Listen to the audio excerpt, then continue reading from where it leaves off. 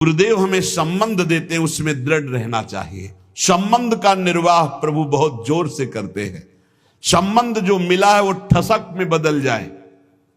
मैं प्यारी जू की सहचरी हूं, मैं प्रियाजू की प्रिय सहचरी हूं, ये ठसक बन जाए। जैसे अपने वृंदावनवासी राधा उपासी नित्य विहार रस के जो भजनानंदी जन है, चाहे वो गृहस्थ हो चाहे विरक्त, ठसक होनी चाहिए। हमारे माई श्यामा जू को राज, मैं श्री जी की हूं, मैं प्यारी जू की हूं। सच्ची मानिए, ये स्त्री पुरुष शरीर की पोशाक है। न तुम स्त्री हो न पुरुष हो, भगवत दिव्य अंश हो। कैसे निर्वाह करते हैं संबंध का हमारे प्रियालाल श्री विट्ठलनाथ जी। कल आपने चर्चा सुनी श्री त्रिपुरदास जी की, उसमें श्री विट्ठलनाथ गोस्वामी जी का भी नाम आया था। श्री विट्ठलनाथ जी ठाकुर जी के प्रति वात्सल्य भाव रखते थे। मेरे लाला पुष्ट मार्गी, वात्सल्य भाव। जैसा भाव करोगे वैसे ही, ये था माम प्रपद्यन्ते तास तथैव भजाम्य हम। ठाकुर जी के प्रति इनका पुत्र भाव था। मेरा लाला, जैसे नंद बाबा, ठीक ऐसा ही भाव श्री विट्ठलनाथ गोस्वामी जी का। एक बार श्री श्रीनाथ जी को दूध पवा रहे थे। ठाकुर जी ने एक घूंट पिया दूध और कटोरा ऐसे हटाते हुए कहा जय जय, क्या कमी रह गई दूध में? ठाकुर जी ने कहा बहुत मीठा कर दिया, मिश्री बहुत अधिक डाल दी, मुझसे पिया नहीं जाता। बड़ी मनोहार करी, आज पी लो कोई बात नहीं, क्योंकि पुत्र भाव है। ठाकुर जी ने बड़ा ऐसे करते हुए पिया। दूसरी बार भोग में आपने मिश्री कम मिलाई। ठाकुर जी ने एक घूंट पिया, ऐसे कर दिया। कहा जय जय, आज क्या कमी? कहा दूध तो एकदम सीठा कर दिया, फिर भी पी लो। थोड़ा ही कम तो मिश्री मिलाई, पहले वाले में आप कह रहे थे मिश्री बहुत अधिक है, इससे थोड़ी कम कर दी। बोले नहीं, सीठा है,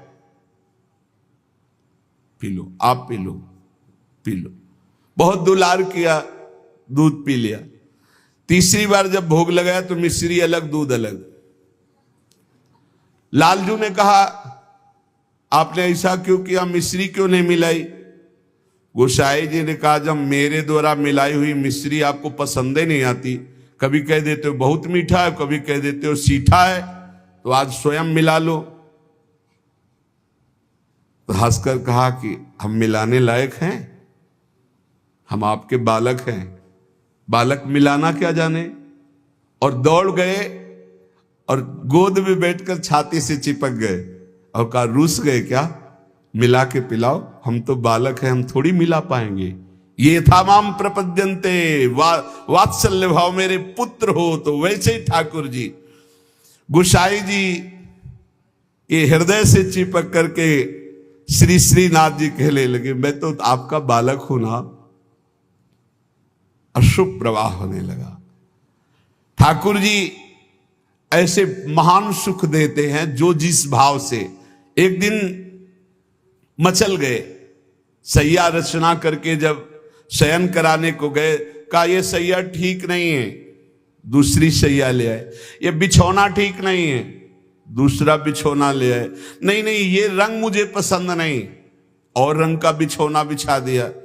अब कितने बिछौना, कितनी सैयाएं बदल दी लालजू महाराज बार बार। ये ठीक नहीं, ये ठीक नहीं। पसीना पसीना हो गए थे गोसाई जी। गोसाई जी ने कहा कि आपको कौन सी सैया पसंद आएगी, कौन सा बिछौना पसंद आएगा? बोले बताओ, तुम सैया बनो और तुम्हारी छाती पे हम सोएंगे, क्योंकि हम यशोदा मैया की गोद में ही सोते। अगर दिन में कभी अथाई में बाबा के पास गए तो उनके तोंद पे लेट के सोते। तो आप लेटो और आपकी गोद में हम।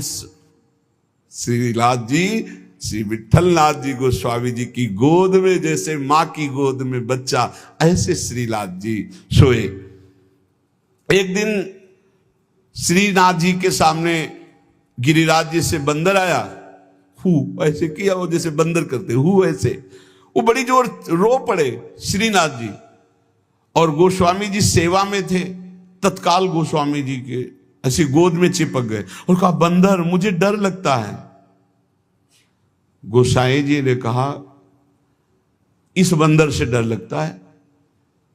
बड़े बड़े भयंकर बंदर, न जाने कितने महाबली बंदर और बड़े बड़े भयंकर राक्षस रामा अवतार में तुम कैसे मारे होगे राक्षसों को, और कैसे तुम्हारे साथ बंदर सेना थी, हमारी तो समझ में नहीं आता। ऐसे कह के मन में पर्वताकार बंदर, महाभयानक राक्षस हो, यहां छोटे से बंदर को देख के चिपक गए और डर करके कहते, मुझे बंदर से डर लगता है। जब शयन करने गए तो ठाकुर जी ने शयन में कहा कि देखो गोसाई जी, एक ही भाव रखो, एक म्यान में दो तलवार नहीं होती। यदि पुत्र माना है तो केवल पुत्र मानो, अगर भगवान मानोगे ऐश्वर्य तो फिर पार नहीं पाओगे, हम ऐसा ऐश्वर्य दिखाना शुरू कर देंगे। अगर पुत्र माना है तो केवल पुत्र ही मानो, तो तुम्हारा बेटा बंदर से डरेगा कि नहीं? तो हम वैसे ही डर रहे हैं जैसे बेटा डरता है। और अगर ये कि भगवान ऐश्वर्यशाली, तो फिर पार नहीं पाओगे, हम इतना ऐश्वर्य दिखा देंगे। एक म्यान में दो तलवार नहीं रहती। गोसाई जी जगे एकदम, और श्रीनाथ जी को देखा पास में, तो गले से लगा करके दुलार करते हुए, वात्सल्य भाव। एक दिन चूड़ी पहनाने वाली आई। गोसाई जी ने कहा कि जाओ हमारे घर में जितनी बहुएं हैं सबको चूड़ी पहना दो और पैसा यहां ले लेना आके।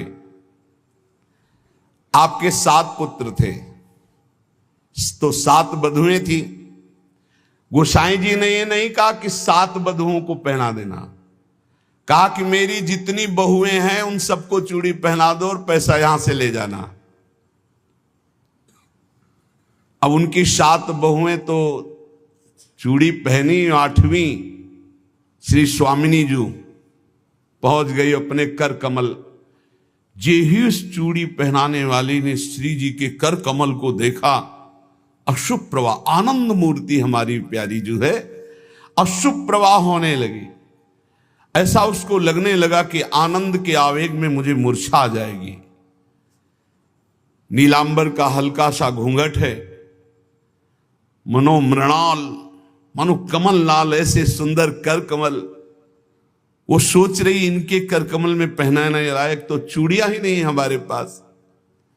श्री जी ने इशारा किया, पहनाओ। किसी तरह वो प्रेम शिथिल होते हुए जैसे जैसे इशारा होता गया वो चूड़ियां पहनाई। बहुत देर तक वह शुभ प्रवाह करती रही। इसके बाद गोस्वामी जी के पास उसको ले जाया गया। गोस्वामी जी ने 7 बहुओं की चूड़ी के कितने पैसे होते, तो उसने कहा 7 नहीं 8। गोसाई जी ने कहा 7 बहुएं, तो तू 8 की बात कैसे कह रही? तो उसने कहा मैं कसम खा के कहती हूं मैंने 8 बहुओं को। तो बोले जब 7 हैं ही तो 8 कैसे? तो उन्होंने कहा मैं कसम खा के कहती हूँ 8 बहुएं थी और मैंने 8 को पहनाई है, और जो 8वीं थी वो इतनी सुंदर थी, इतनी, और रोने लगी। गोसाई जी ने कहा कि ऐसा कैसे हो सकता है, चलो इससे झंझट हटे। 8 बहुओं की चूड़ी पहनाने के पैसे दे दिए। जब रात्रि में शयन किया तो श्री जी ने गोसाई जी से कहा कि उस चूड़ी वाली से क्यों झगड़ रहे थे? क्या आप प्रीतम लालजू को आप अपना पुत्र नहीं मानते? हाँ पुत्र तो है ही वो, हमारे मानने की क्या बात है। तो मैं कौन हूं, पुत्र बधू हुई कि नहीं? अगर आप कहते 7 बहुओं को पहना दो तो मैं कदापि नहीं जाती। आपने कहा मेरी सब बहुओं को पहना दो, तो 8वीं मैं हूं, मैंने ही धारण। श्री जी के इन वचनों को सुनकर गोसाई जी तत्काल उठे और बैठे बैठे रात भर रोते रहे कि लाडली जू कितनी कृपालु, कितना भाव स्वीकार करने वाली है। यहां एक बात ध्यान रखनी है कि गुरु प्रदत्त भाव के अनुसार, संबंध के अनुसार जब सेवा की जाती है तो बहुत जल्दी वो सेवा सिद्ध हो जाती है और आराध्य देव बात करने लगते हैं। भक्त की हर बात को प्रभु सुन रहे हैं। गोसाई जी ने कहा जाओ सब बहुओं को चूड़ी पहना दो, सुन रही ना श्री जी, इसीलिए चूड़ी पहनने गई। हमारा भाव दृढ़ होना चाहिए, भाव में कमी नहीं होनी चाहिए। जैसा हम भाव गुरु प्रदत्त करेंगे वैसा ही इष्ट देव अनुभव कराएंगे। जाकी रही भावना जैसी, प्रभु मूरत देखी तीन तैसी। एक अयोध्या में उमापति नाम के महापुरुष निवास करते थे। ये बहुत शास्त्रों के ज्ञाता और भजनानंदी महापुरुष थे। तो इनको अपने में भाव आता था कि मैं गुरु हूं राम लक्ष्मण भरत शत्रुघ्न का, ये मेरे पुत्र और शिष्य के समान है। तो ये जब मंदिर में जाते कनक भवन में, तो कनक बिहारी राम जी को ये माला खरीदते हो, पहन के जाते और अपना पहना हुआ माला देते कि राम जी को और लक्ष्मण जी को पहना दो, और सीता जी के लिए कहते कि आधा दरवाजा मोड़ दो, पर्दा कर दो, बहू है हमारी। ये रोज ऐसा करते, पुजारी वैसा ही कहते, जैसा ही कहते, क्योंकि महापुरुष थे उमापति जी। पर वैष्णव जन संत जनों को अच्छा नहीं लगा कि भगवान को अपनी पहनी माला पहनाते हैं। सब वैष्णव जन खिलाफ हो गए और कहा ऐसा नहीं हो सकता, भगवान केवल तुम्हारे नहीं कि तुम आकर अपनी प्रसादी माला भगवान को पहनाते हो। तो उन्होंने कहा यदि आप लोग ऐसा कहते हो तो हमारी बात सुन लीजिए। गुरु के सामने शिष्य कभी अमनिया माला पहन ही नहीं सकता, वो हमारे शिष्य हैं। बोले हम तुम्हारी इन बातों को नहीं मानते भावुकता की, लेकिन कल से आप ठाकुर जी को अपनी प्रसादी माला नहीं पहनाएंगे। वो अमनिया माला लेके आए 10 और कहा लो पहनाओ। तो जो राम जी के गले में डालते टूट के गिर जाती, लक्ष्मण जी के गले में डालते टूट के गिर जाती। 10 माला पहना दी, वो सब टूट के गिर गई। सब संत और वैष्णव खड़े देख, बोले देखा ये भला अमनिया पहन सकते हैं जब मैं इनका गुरु हूं। वशिष्ठ भाव से वो रहते। फिर उन्होंने माला मंगवाई और सामने माला पहनी और जे ही दी कि लो पहनाओ, वो माला टूटी रही, वो माला धारण हो गई। पंडित जी ने सब संतों से प्रार्थना की कि ठाकुर जी को जिस भाव से भजा जाता है ठाकुर जी वैसा ही व्यवहार करते हैं। आप अपने स्वामी के रूप में देखते हैं, लेकिन ये हमारे शिष्य हैं, हमारे पुत्र के समान हैं। क्योंकि मैं वशिष्ठ भाव से रहता हूं, इसलिए प्रभु मेरे भाव का पोषण कर रहे हैं, आप लोग अन्यथा ना समझिए। और जब ये मंदिर जाते तो पुजारी से कह देते कि जानकी जी की तरफ का दरवाजा थोड़ा सा जैसे बहु ओट में होती है ऐसे करो, कर देते। भावानुसार पुजारी जी जे ही देखते कि उमापति पंडित दर्शन करने आ रहे तो जानकी जी की तरफ दरवाजा कर देते या पर्दा कर देते। पुजारी जी विशेष सावधानी पूर्वक ऐसा करते। ये भी भक्तों को अच्छा नहीं लगा कि तुम ही अकेले थोड़ी दर्शन करते हो कि जानकी जी का, वो हमारी माता है, हमारे सर्वस्व हैं, आप ऐसा। तो एक दिन पर्दा नहीं किया। तो जे ही उमापति पंडित जी गए तो फटाक से आधा दरवाजा अपने आप बंद हो गया। सब आश्चर्यचकित हो गए, क्योंकि ऐसा कैसे। बस ये बात समझ लो, प्रभु भाव को बहुत पकड़ते हैं, भाव ही सबसे बड़ी वस्तु है। धड़ाक से दरवाजा बंद हो गया। पंडित जी ने पुजारी जी से कहा आप कभी चूक मत करना, जानकी जी हमारी बहू हैं, हमारे शिष्य की है, इसलिए वो कभी हमारे सामने ऐसे नहीं, पर्दा करके। तो पुजारी ने और संतों ने जान लिया कि महामहिम भाव को प्राप्त महापुरुष है, सबने क्षमा मांगी। गोसाई जी स्वयं पद रचना करने में कुशल और गा करके ठाकुर जी को पद सुनाने में कुशल। अष्टयाम सेवा पद्धति से श्री श्रीनाथ जी की सेवा करते और 8 परम प्रवीण कीर्तनकार नियुक्त किए। श्री सूरदास जी, श्री परमानंद दास जी, श्री कुंभन दास जी और श्री कृष्णदास जी, ये 4 महापुरुष श्रीमद वल्लभाचार्य जी महाप्रभु की कृपा पात्र थे। और श्री गोविंद दास जी, श्री चतुर्भुज दास जी, श्री छीत स्वामी जी और श्री नंद दास जी, ये 4 महापुरुष श्री विठलनाथ गोसाई जी की कृपा पात्र थे। ये 8 महापुरुष 8 पहर की प्रिया प्रीतम की जो लीलाएं हैं वो गा गा कर श्रीनाथ जी के सामने सेवा पद्धति के अनुसार सुनाते थे। एक बार की बात है, किसी विठलनाथ जी श्री ठाकुर जी को भोग लगा रहे थे, तो भोग में एक तिनका देखा। बहुत दुख हुआ कि मेरे सुकुमार लाडले ठाकुर और उनके भोग में इतनी असावधानी बनाने वाले तिनका। बहुत सावधान रहना चाहिए ठाकुर जी का, जब भोग बनाए तो बोलचाल में भी सावधानी रखे, कहीं थूक की छिट्टी ना चली जाए मुख में, ऐसा होता है। तो अगर कभी बात करनी हो तो रसोई से ऐसे करके बात करे, वैसे तो बात कम ही करे, मौन धारण करके बनाए, क्योंकि अगर हम पद जोर जोर से गाएंगे या बात करेंगे तो हमारे मुख से थूक की छिट्टी ठाकुर जी के भोग सामग्री जो बन रही उसमें गिरना हो सकता है। कितनी सावधानी महापुरुषों के चरित्र से हमें प्राप्त होती। तिनका को देख करके बहुत दुखी हुए और कहा कि आज हम हैं, तब हमारे ठाकुर जी के भोग में तिनका निकला और कल हमारा शरीर छूट जाएगा तो तुम लोग कैसे हमारे ठाकुर जी की सेवा करोगे। तो मैं आज ही संन्यास धारण करूंगा और विचरण करूंगा, जैसा मनावे वैसा करो। आप इतना कहे तो सब लोग बहुत दुखी हो गए। सबने अनुनय विनय की कि एक बार अपराध क्षमा कर दो, ठाकुर जी के भोग में कभी त्रुटि नहीं होगी। आपने कहा हम परिहास में कभी झूठ नहीं बोलते, हमने कहा सन्यास लेंगे तो अब सन्यास लेंगे, अब हम तुम्हारे बीच में नहीं रहेंगे। श्री ठाकुर जी श्रीनाथ जी से आज्ञा लेने गए।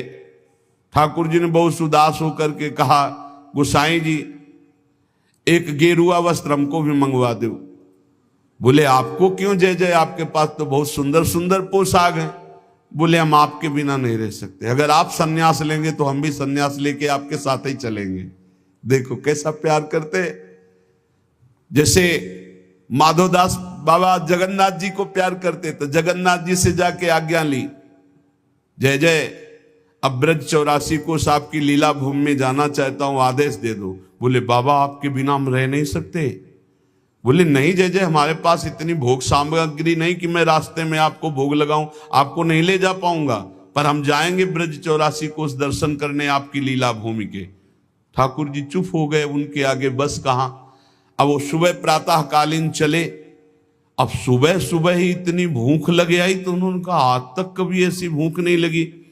तो एक माई थी, तो उससे कहा माई बहुत भूख लगी, कुछ मिल सकता है। तो बोले बाबा अभी बना देती हूं।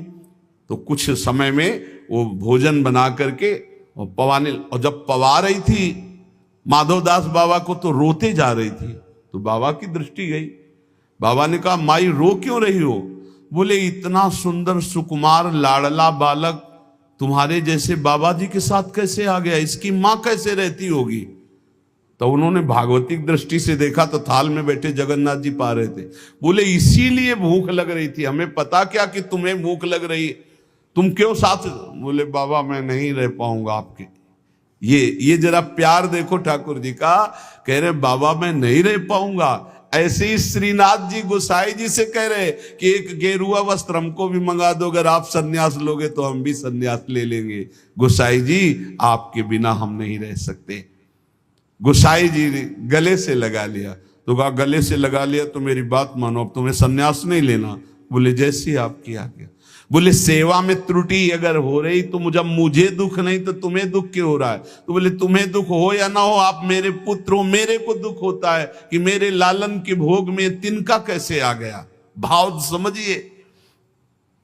श्री विठलनाथ गोसाई जी स्वयं सेवा में सावधानी पूर्वक, पर कभी कभी अगर त्रुटि हो जाए सेवा में तो बहुत ही असंतुष्ट हो। यह ध्यान रखने का विषय है कि हम केवल विग्रह की पूजा नहीं कर रहे, साक्षात श्यामा श्याम विराजमान है, साक्षात श्री जी विराजमान। हम जल पिवाएं तो उसी भाव से, भोग लगावें तो उसी भाव से, पोशाक पहरावें तो उसी भाव से।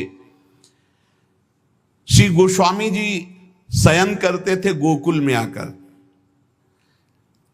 और नित्य प्रति श्री श्रीनाथ जी की सेवा में आते। यहां जतिपुरा गोवर्धन में श्रीनाथ जी विराजमान थे, तो आप घोड़े पे चढ़ करके आते थे। यदि कहीं आने में कुछ विलंब हो जाए तो अन्य सेवा चाहे कोई कर ले, पर आरती आप ही रोज करते थे। आरती सेवा आप ही करते थे। आज भी बल्लभ कुल में नियम चला आ रहा है कि और ठाकुर सेवा तो सब मिलके करेंगे, लेकिन आरती गोस्वामी वंशज ही करेंगे। श्री ठाकुर जी की अक्षुण्ण सेवा गोस्वामी जी अपने बालक के समान मानकर करते। जो भगवन्निष्ठ सदाचारी पुरुष होते हैं तो उनका प्रभाव सबके ऊपर पड़ता है। उस समय भक्ति का वातावरण एक बन चुका था, जिसको देखो सब भगवान की भक्ति में निमग्न। जो श्री विट्ठलनाथ जी थे, ये श्रीमद वल्लभाचार्य जी के द्वितीय सुपुत्र है। आपका जन्म प्रादुर्भाव विक्रम 1572 में काशी के निकट चुनारगढ़ में हुआ। श्री आचार्य महाप्रभु वल्लभाचार्य जी ने प्रयाग में अड़ैल में आकर आपका जन्मोत्सव मनाया।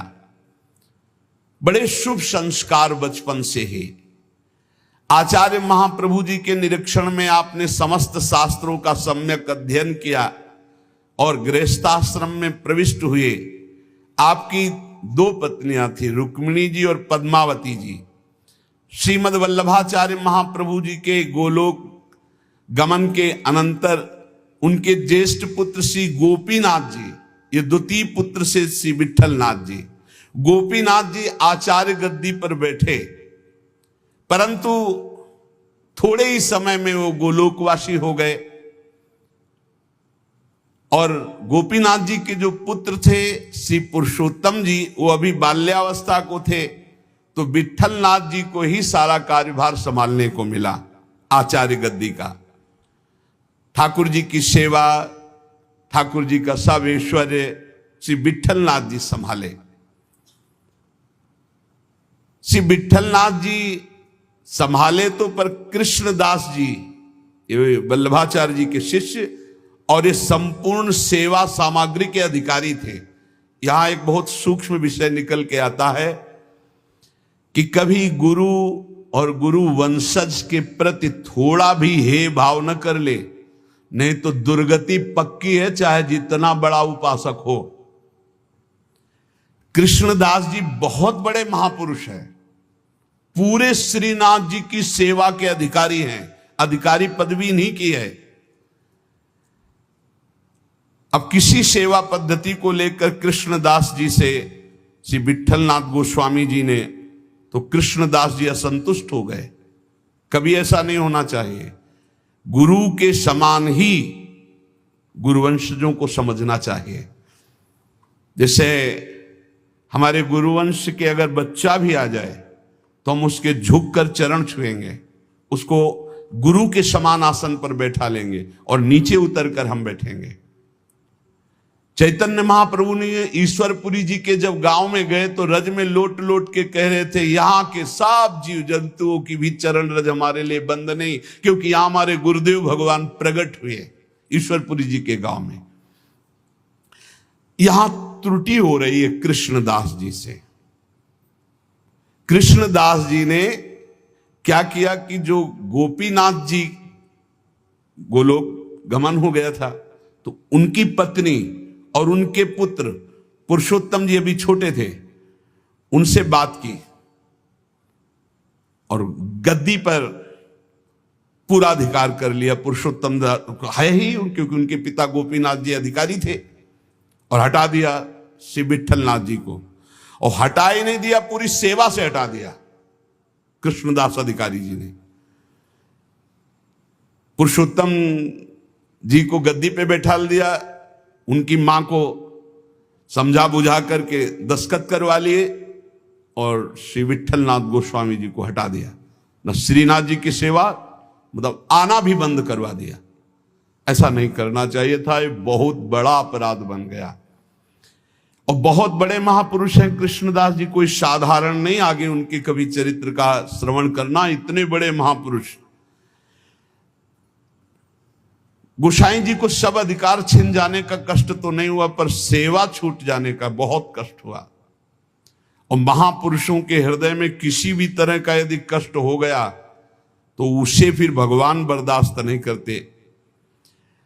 आपको बहुत क्लेश हुआ, श्रीनाथ जी का दुलार छूट गया, सेवा छुटवा दी कृष्णदास अधिकारी ने, आप पाराशौली में जाकर रहने लगे, पर बहुत दुखी अंदर से। और दूर तक वहां तक आते जहां श्रीनाथ जी की ध्वजा दिखाई देती है, वहां से साष्टांग दंडवत करके बहुत एकाग्रता पूर्वक ऐसे देखते मंदिर की तरफ, रोने लगते श्री विठलनाथ जी। ये बहुत बड़ी हानि का विषय, बहुत बड़ी हानि का विषय। गुरुजनों से विरोध करने का मतलब है सर्वस्व का नाश, चाहे जितना बड़ा भी कोई तपस्वी भजनानंदी हो। एक श्री रामदास जी भीतरिया जो ठाकुर जी की सेवा में रहते थे, वो श्री विठलनाथ जी की स्थिति से परिचित थे। वो रोज गुप्त रूप से समय निकालते, यद्यप श्री कृष्णदास जी ने उनको भी मना कर दिया था, पर वो जाते और गोसाई जी को श्री लालजू का बीड़ा प्रसाद देते। बीड़ा प्रसाद आंखों से ऐसे रख करके खूब रुदन करते श्री विठलनाथ जी। ये बहुत बड़ा अपराध है, बहुत बड़ा अपराध।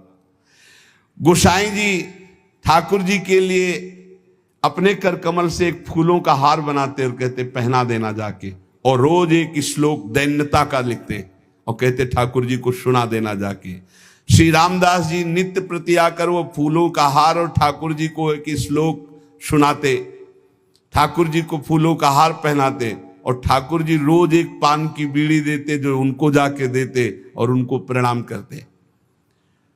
एक दिन ठाकुर जी ने संदेश में कहा कि गोसाई जी से कह दो मेघ तो समय पर बरसेगा, तुम दुखी क्यों हो रहे हो? मेघ तो समय आने पर बरसेगा, तुम दुखी क्यों हो रहे हो? विठलनाथ जी के सामने जब जाकर रामदास जी ने कहा मेघ तो समय पे बरसेगा, आप दुखी क्यों हो रहे हो? लालन ने ऐसा कहा है। तो विठलनाथ जी ने कहा कि मेघ तो समय पे बरसेगा, पर चातक अपनी टेक पुकार क्यों छोड़ेगा? चातक तो रटता ही रहेगा। बहुत सुंदर बात।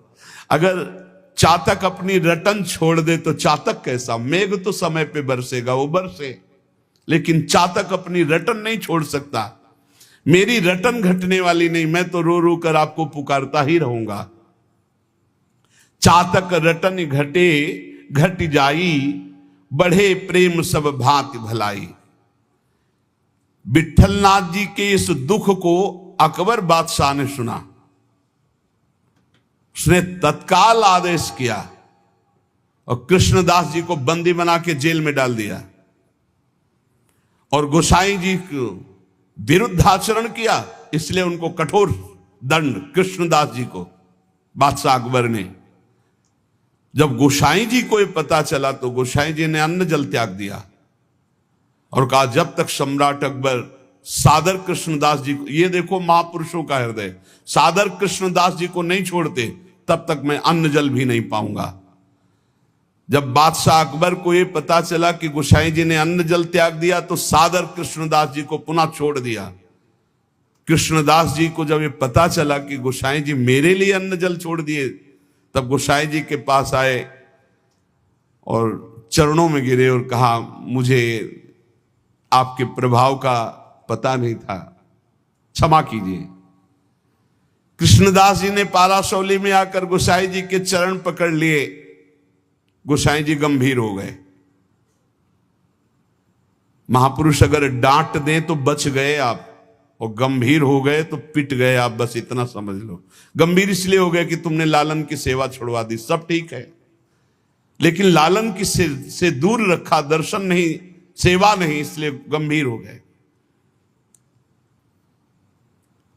विठलनाथ गोसाई जी को पूर्व सेवाधिकार प्राप्त हो गया। श्री कृष्णदास जी का अंतिम लीला जानते हो कैसे हुई? कुआं में पैर फिसल गया और गिर के मरे और प्रेत बने, इसी अपराध के कारण। बहुत सावधान, इतने बड़े महापुरुष हैं, उनका चरित्र है कृष्णदास जी का, बहुत बड़े महापुरुष हैं, लेकिन अपने गुरु से अपराध बन गया।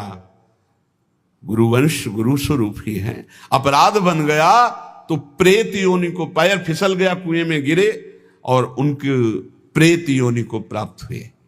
बहुत सावधानी की जरूरत है कि कहीं ऐसे अपराध, नहीं तो चाहे जितना भजन हो, वो भजन बाद में तो कल्याण करेगा, लेकिन बीच में छूट जाएगा और बीच में हमारी दुर्गति हो जाए। अंतिम तो मंगल ही होगा, क्योंकि भगवान का जन कभी नामे भक्ता प्रणश्यति।